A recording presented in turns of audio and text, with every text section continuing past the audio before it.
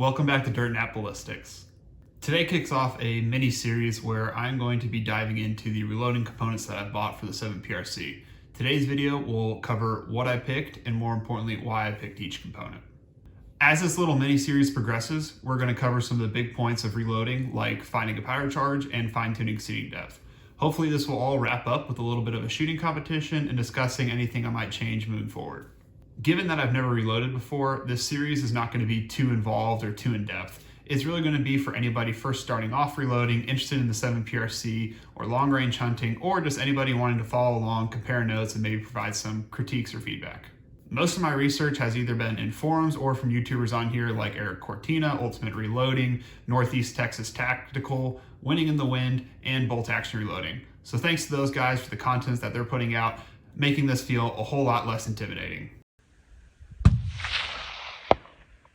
Starting off with the most critical component of the cartridge itself, let's talk about the bullet. For the 7PRC moving forward, I've opted to go with the 180 VLDs from Berger. So why did I pick the 180 VLDs? Well, it needed to be a reputable bullet from a known manufacturer, and also it needed to be something that was a hunting bullet that had a pretty high ballistic coefficient. So when looking at Berger's line, seeing what hunting options out there, the heaviest grain bullet is the 195 Elite Hunter, and then next after that is the 180 VLDs. The 195 Elite Hunters are definitely a BC freak. They are far and above the most ballistically efficient, but given the powder change and uncertainty of what velocities I would be getting out of the bullet, I wasn't quite sure what would stabilize. Using Berger's twist rate stability calculator and plugging in the 195s at the speed I would kind of think I might be getting out of the reloaded bullets, it kind of puts us in that gray area of potentially not being able to stabilize. Not wanting to give up any of the BCs due to an unstabilized bullet, I'm going to drop down in grain weight and focus on the 180s to the 175s. Looking at the 175 ELDXs compared to the 180 VLD hunting bullet, there's really not a difference in the G7 BCs. So pulling up some numbers and starting to dive into some of the information, you'll see the 195s on the right-hand side, which as talked about are the most ballistically efficient, but then comparing between the 175 and the 180s, there's not really a big difference in the G7 BCs. But when looking at the G7 form factor, you do start to see some slight variation. The 195s are still king of the roost over there, but the 175 ELDXs look to have a little bit of an advantage. Now, I'm not one to be the foremost expert on a G7 form factor, but from my understanding, it is how aerodynamically efficient that bullet is compared to its G7 BC. A simplified version would be just to say how slippery or efficient that bullet is compared to its G7 BC. You want to be lower than 1, and the lower than 1, the better. So you'll see that the 175 ELDXs gets actually pretty close to those 195s, which is something to be considered. But again, this is a hunting bullet, so let's talk about the terminal performance that have been written about and seen in animals from people using these bullets. For me, I've had great success with the 175s, and it has done very well on whitetail, axis, and the pronghorn that I shot. Reading forums, I saw several reports of elk hunters going out in the fall this past year with the 175s out of the 7PRC and not seeing the performance that they were hoping on game. There was one report where a user shot multiple bulls, heard the impacts, validated it through camera shots, and never found a really blood trail and never recovered any animals. Thinking about the terminal performance of a bullet is not something I want in the back of my mind as I'm getting behind the rifle to take a shot. The only thing I want to be thinking about when I get behind the rifle to take a shot is what are the variables? Has the wind changed? Has the animal moved back in distance? Am I dialed to the correct distance? And a nice, easy, smooth squeeze of that trigger.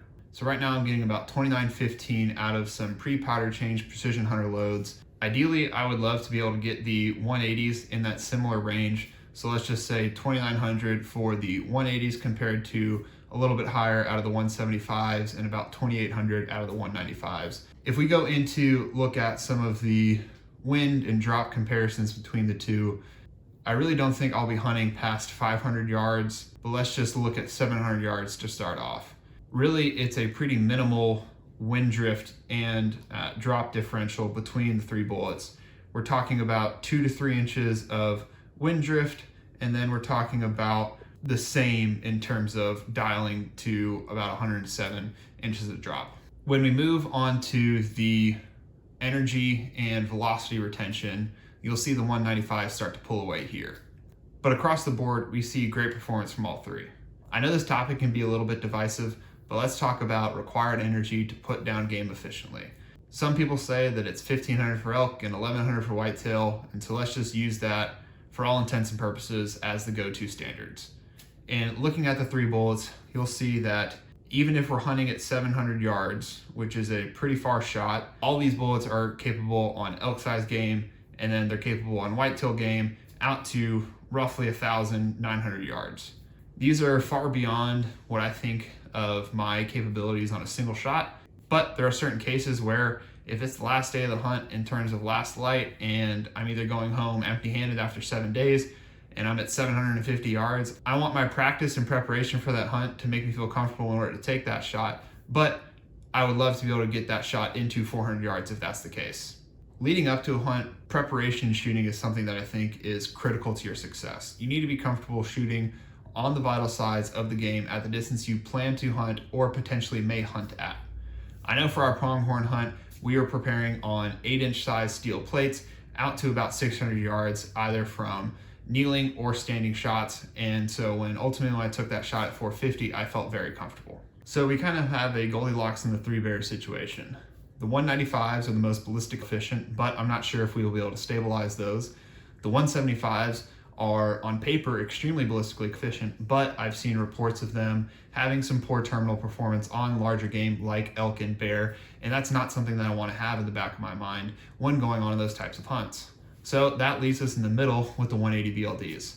About as ballistically efficient as the 175 ELDXs, not so much as the 195, but from a great manufacturer with good reports on terminal performance, exceeding those that we see from the 175s. So that's what drove me to choose the 180 VLDs for my rifle moving forward. One thing to be considered with these rounds is the potential jump sensitivity to them. Berger has an article on their website, which I've read through, and plan to follow their testing protocol for seating depth. Seating depth tests was something that we were already planning to do with these rounds, but it gives us a good starting point to start 10 thou off the lands and then move as they say.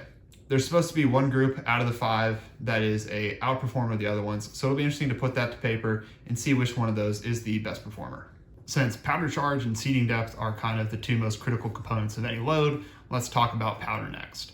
For powders, I looked over a handful of different powders from N560 up to N570, Ramshot Grand, Reloader 26, and Hodgdon 1000. Ultimately, I settled on Hodgdon H1000 to be my powder, at least initially, that I'm going to test out. The reason I chose H1000 is it seems like there was a pretty large range of powder charges that people were finding success and good velocity, standard deviation, and extreme spread notes amongst the reloading forums that I had been browsing. Now, I'm not chasing extreme speed, and I'm not trying to get 3,000 feet per second necessarily out of my 7PRC at the moment.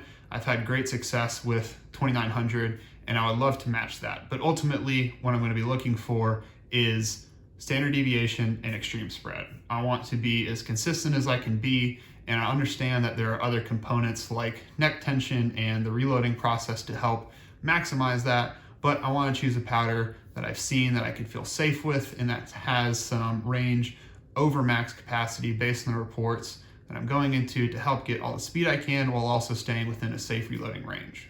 One thing to consider with Hodgdon H1000 is that there might be a little bit of temperature sensitivity with this powder. Thankfully, here in Texas, there aren't huge temperature swings, and if we're getting below freezing on a hunt, that is a very cool hunt. So I'm not expecting to be too impacted by this, but it's one thing to keep in the back of the mind. If we are getting later into the fall, especially developing this load during the middle of summer where it's going to be really hot, it's one thing that we can always test on a hunt. We can go out, pick a targeted range, take a shot or two, true up that velocity, and then we're ready for success for the remainder of that hunt. For brass, I will be using once fired Hornady cases. These are the cases from the Precision Hunter rounds that I've shot through the rifle since I first got it. I've saved these in order to reload, and so now that I'm at this point, I'll be using those to help learn how to reload, and if I damage them or tweak them, whatever, it's not a big deal. Eventually, I will be moving to ADG brass. There's a few different reasons why I plan to switch to ADG brass once I've kind of gotten a better hang of reloading and worked up a load for the 7PRC. I've read online that Hornady brass can be a little bit soft and the primer pockets can loosen up over time, especially after the first few firings, which is not something that I'm looking to get out of the brass because I really want to be able to extend that life. I've also read that the neck thickness can be a little bit varying, which will affect our neck tension, especially just using a bushing die for now. And also the internal capacity of the cases I've read can fluctuate, which will affect our pressures. And again, our SD and ES will be impacted by those. So I really want to minimize those by switching to a more premium brass after we've kind of gotten the load perfected and the process a little bit more efficient. Another thing to help extend the life of the brass would be annealing.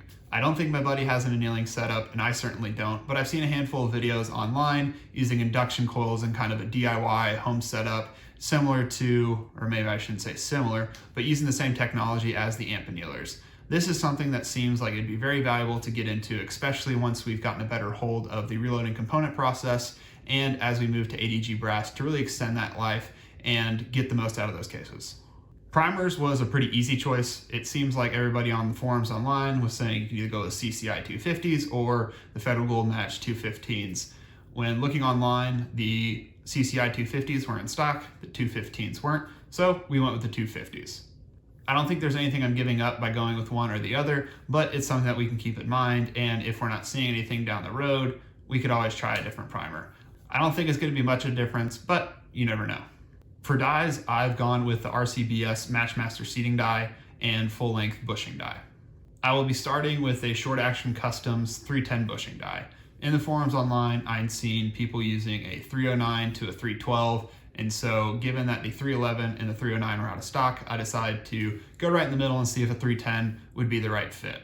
I think this might be on the high side of neck tension, somewhere between 3 and 4 thou, but we'll take some internal dimensions and external dimensions of the necks on the Hornady brass to get that neck thickness of the brass to see what that 310 bushing die will ultimately be putting in terms of neck tension on that 284 bullet.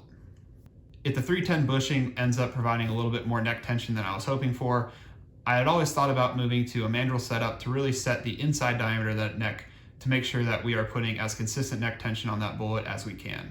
This is just another step that initially I'm not looking to complicate the process, but it's one thing to keep in mind as a lot of the people online really put an emphasis on neck tension to help minimize your standard deviation and extreme spread from the load that you're working on. So let's dive into measuring some of the once fired brass and also the ADG brass to see what kind of neck tension we might be putting on the bullets as we go to reload them down the road. Okay, so let's get to checking out some of this once fired brass and see if we are off on bushing size. So we'll kind of just pick a couple randoms from this one, and we'll just do this once on this, but we have 4 boxes here total that we'll check out across the lot to see what kind of neck tension we're going to get. So this might not be the right way to do this, but it's the way I'm going to do it. So we'll see what we get. All right, so we got 0.315 outside.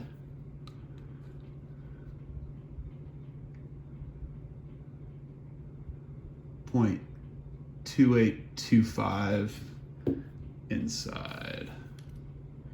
And we'll try to always get it right at the top of the neck. 0.315, and have these guys be clipping that bottom edge. 0.2835.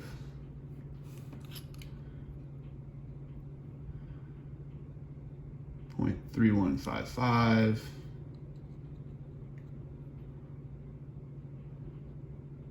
0.284.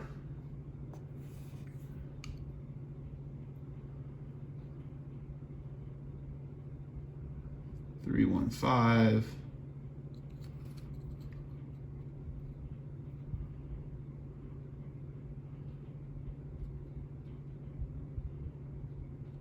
286. Kind of felt a little gunk. I'm going to go back to these and retest these.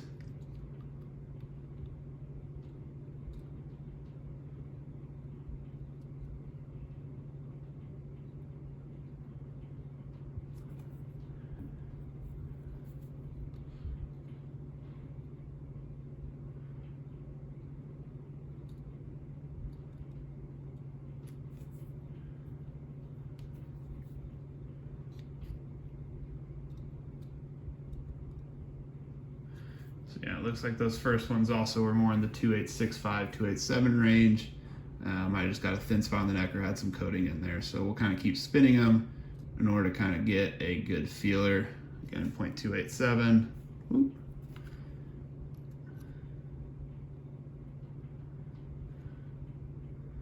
.315.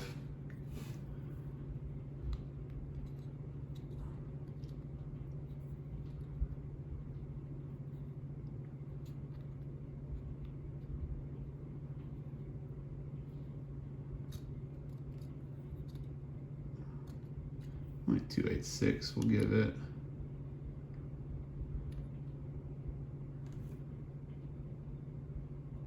.313, so a little bit thinner outside diameter here.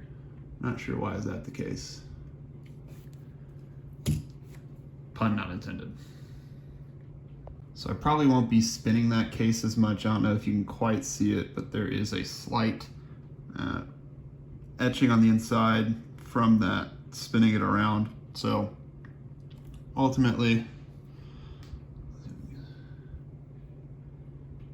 you can kind of see it there. Ultimately, I ended up with just doing a single measurement and see how that performs. So it looks like 0.315, 0.316 is about the average across these 6 cases.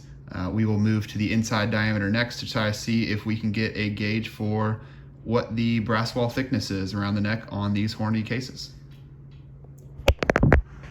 So just got through measuring the 6 inside diameters of the necks, and it looks like 0.286, 0.2865 is where they are ranging. Not sure what we'll see on the other cases, but it looks like pretty consistent across them with only maybe a half thou variance between the bunch. All right, so let's see about the ADG brass and see where that stands. Again, we'll just kind of cherry pick a couple different ones. We'll just do 4 on camera to start off.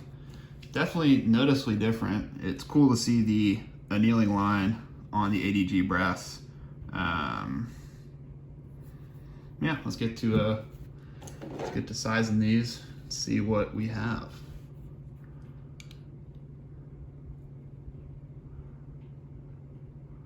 .308, which means we will need to run the expander on these because that is some pretty tight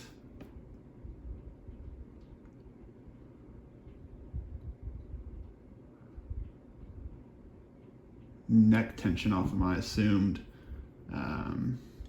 expectations for that. Since I had the 310, I thought that would be roughly maybe 0.3, but we shall see. So let's get that inside diameter.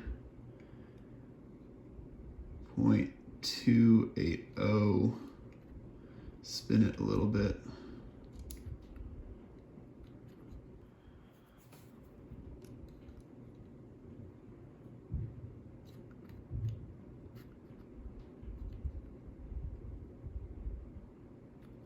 So that's interesting. The case looks pretty concentric, but these calibers are saying that it is potentially not. 0.281.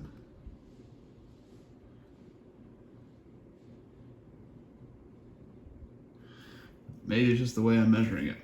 I'm probably doing it incorrectly, but